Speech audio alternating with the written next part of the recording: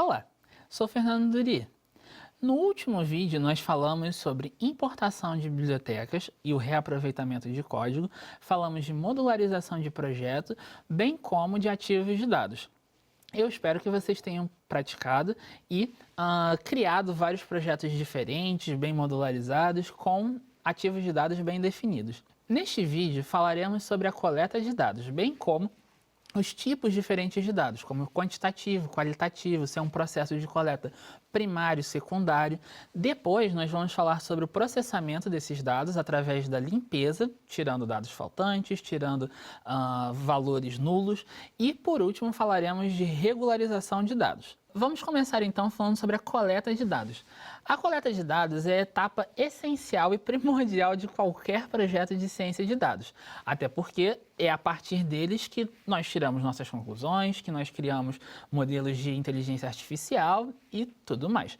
Mas como é que ela pode ser feita? Ela pode ser feita de duas formas, a coleta primária e a coleta secundária.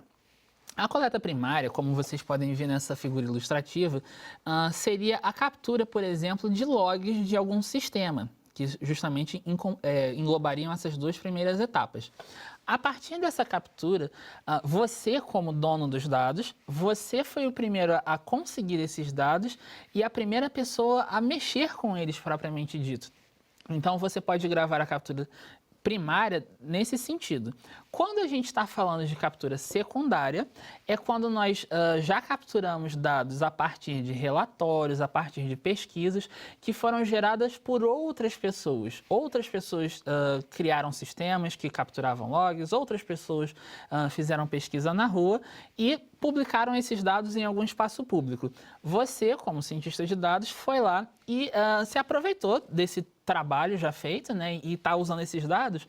Então, isso é uma captura secundária, quando você não é o dono dos dados propriamente dito. Ainda dentro dessa questão de dados, nós temos os dados quantitativos e qualitativos. O dado quantitativo é todo aquele dado que expressa uma contagem ou uma quantidade, são números normalmente. Como vocês podem ver, dados quantitativos acabam apresentando essa forma numérica, que expressam quantidades, expressam valores, somas. Por exemplo, aqui nós temos um exemplo com dados do Walmart, de compras executadas nos últimos meses do ano, associadas a CEPs. Então, todos os dados numéricos e quantitativos foram alocados aqui nesse subconjunto. Como vocês podem ver, à exceção de dados faltantes, nós só temos valores numéricos. Mas é importante ressaltar que nem todos os dados numéricos são quantitativos. Alguns podem cair dentro da condição de dados qualitativos. Vamos entender quando isso acontece. Então, o que é um dado qualitativo? Um dado qualitativo é todo aquele dado que tem o sentido de rotular ou trazer uma categoria. Normalmente são palavras, normalmente são símbolos, não são números propriamente dito. Ou quando são números, que foi a exceção do slide anterior, é quando eles expressam alguma avaliação. Então, quando eu digo que eu estou dando 5 estrelas para um serviço, por mais que exista essa quantidade, esse número 5, na realidade ele interpreta uma categoria de muito bom para 4 acima, neutro para 3 e ruim de 2 para baixo. Muitas das vezes, um dado quantitativo pode acabar sendo qualitativo justamente porque ele é um número que expressa uma rotulação, uma categorização ou uma avaliação. Então, precisamos ficar atentos.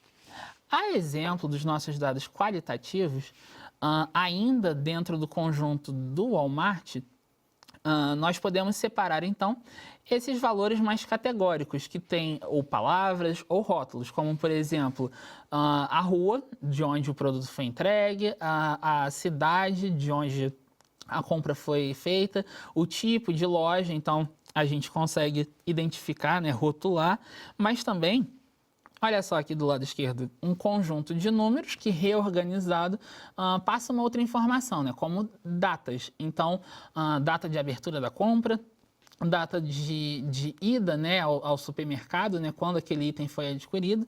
Então, nesse sentido, é que nós podemos ver a aplicação dos nossos dados quantitativos ocupando esse papel de dados qualitativos. Uma outra preocupação é a questão da limpeza de dados. Uma vez que um processo de coleta ele não necessariamente é a prova de falhas, nós precisamos nos conscientizar da limpeza dos nossos dados. Imagine que você desenvolveu um sistema e por alguma razão, ou a internet caiu, ou o servidor desligou, houve uma interrupção nesse fluxo de dados. O que acontece é que no conjunto de dados isso se reflete com ou um dado faltante, ou com um dado corrompido. E a gente precisa tratar isso de alguma forma para que esse erro não se propague por todas as etapas da ciência de dados até chegar nos modelos. Então, como nós podemos fazer isso, né? Imagine que nós temos o seguinte dataset simulado. Ele vai ter dados faltantes tanto na coluna 1, que é categórica, como vocês podem ver aqui, none, como na coluna 2, que é numérica, com Nora Number e Nora Number. E aí, como é que nós podemos lidar com isso? Existem algumas heurísticas, né? Então, a primeira delas, quando o seu conjunto de dados ele é relativamente extenso, grande, você pode se dar ao luxo de descartar o registro que está com dado faltante, porque o seu volume de dados compensaria essa falta. Ou, se o seu conjunto de dados ele não é tão grande assim, uma estratégia é tentar adivinhar esse dado faltante através de técnicas estatísticas. Então, como é que nós faríamos isso? Primeiro, na coluna categórica, na coluna 1, uma estratégia que é muito utilizada é usar a moda, ou seja, qual o valor que é mais frequente, né, nessa distribuição de categorias. Como vocês podem ver aqui já de antemão, o A aparece 2 vezes e os demais valores apenas uma vez. Então, a princípio, a moda dessa distribuição seria o A. Fazendo, então, o comando fioNA, que é o fio valores faltantes, né, do Python, de preencher esses valores faltantes, a gente passa a moda do conjunto de dados, especificamente na coluna 1. A gente escolhe sempre o primeiro registro, porque ele ordena, né, a frequência dos nossos conjuntos e retorna sempre o mais frequente como a primeira posição. Então, nós pegamos o primeiro aqui com 0 e preenchemos no preencher nulos, né, o fioNA. Sendo assim, o data frame resultante corrigido, né, seria esse aqui. A coluna 1 agora, onde nós tínhamos os dados faltantes categóricos, nós temos a moda preenchida, o A. O mesmo raciocínio vale para os dados numéricos na coluna 2. Então, na coluna 2, a gente tinha aqui os últimos 2 valores preenchidos com Nora Number e a gente pode preencher eles de diversas formas. A mais comum de todas é preencher com 0, né? Ou seja, a gente faz fioNA na coluna em questão com 0 e aí aqui aparece consertado, como vocês podem ver, o Nora Number virou 0 de fato. Mas uma outra estratégia é aplicar outras distribuições estatísticas, desde média até também a mediana, tudo a depender do seu tipo de conjunto de dados. Lembrando que todos esses valores que você utilizar para preencher, levar em consideração que eles não atrapalhem a distribuição dos seus dados. Então, quando você está lidando com análise de sentimentos, por exemplo, o 1 e o -1 acabam tendo pesos muito específicos, de positivo e negativo, enquanto que o 0 seria a neutralidade. Então, aconselhável é você preencher com esse 0 para não perturbar muito o seu conjunto de dados. Feito isso, nós lidamos com a primeira problemática na coleta de dados. A segunda é entender a regularização de dados, ou seja, como é que os seus dados se comportam. Uma estratégia é a gente imprimir o gráfico de boxplot. Esse gráfico ele serve para mostrar para a gente, primeiro, né, a distribuição de uma dada coluna que você esteja explorando do seu dataset e fora da nossa caixinha aqui, a nossa caixinha ela mostra os primeiros intervalos interquantis, né, a base o 25%, o meio o 50% e o último 75%, que justamente são esses pontos, né, na nossa distribuição. E as caudas, né, representam o 0 e o 100%. Fora disso, nós temos o nosso outlier, ou os nossos outliers, caso tenhamos mais de um. Assim, nós podemos identificar visualmente que há, de fato, perturbação nesses dados. E isso é muito comum, porque fenômenos observados, sejam por logs ou seja por captura de fenômenos naturais mesmo, acabam tendo esses outliers, só que eles impactam negativamente no nosso modelo porque eles não permitem com que ele generalize bem. E aí a gente tira esses dados para evitar esse tipo de perturbação. Depois que isso é feito, depois que essa remoção de outliers é feita, uma outra estratégia é colocar em escala, né? A gente chama isso de régua de dados. Então, a gente pega a coluna de características, pega o valor menor como início dessa régua e o valor maior como final da régua. E todos os demais dados se encaixam dentro dessa distribuição para que eles fiquem presos entre 0 e 1. Ou seja, proporções dessa nossa régua, em 15, 25, 30, 50, até 100%. Vamos ver como é que nós podemos implementar isso. Primeiro, nós podemos observar o seguinte.